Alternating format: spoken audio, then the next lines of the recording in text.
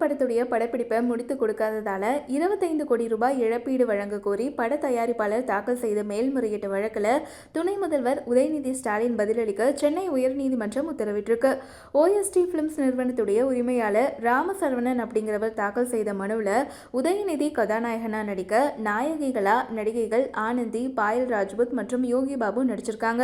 இயக்குனர் KS அதியமான் இயக்கத்தில் angel அப்படிங்கிற படத்தை தயாரிக்க முடிவு எடுக்கப்பட்டு 2018ஆம் ஆண்டு படப்பிடிப்பு துவங்கியதாகவும் 80% படப்பிடிப்பு நிறைவடைந்து விட்டதாகவும் சொல்லியிருக்காங்க. 20% படப்பிடிப்பு நடத்த வேண்டியிருக்கக்கூடிய சூழல்ல ஏஞ்சல் படத்தை நிறைவு செய்யாம மாமன்னன் படத்துல நடிச்ச உதயநிதி அந்த படமே தன்னுடைய கடைசி படம் அப்படின்னு அறிவிச்சாரு.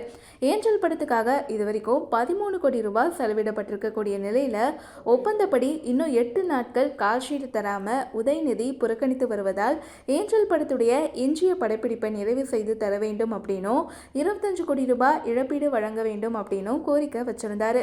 இந்த வழக்கை விசாரிச்ச தனி நீதிபதி ஓஎஸ்டி பிலிம்ஸ் நிறுவனத்துடைய உரிமையாளர் ராமசரவணன் மனுவை தள்ளுபடி செய்து உத்தரவிட்டார். இந்த உத்தரவை எதிர்த்து ராமசரவணன் தாக்கல் செய்திருக்கக்கூடிய மேல்முறையீட்டு வழக்கு நீதிபதிகள் அனிதா சுமந்த் மற்றும் குமரப்பன் அமர்வுல இன்னைக்கு விசாரணைக்கு வந்துச்சு.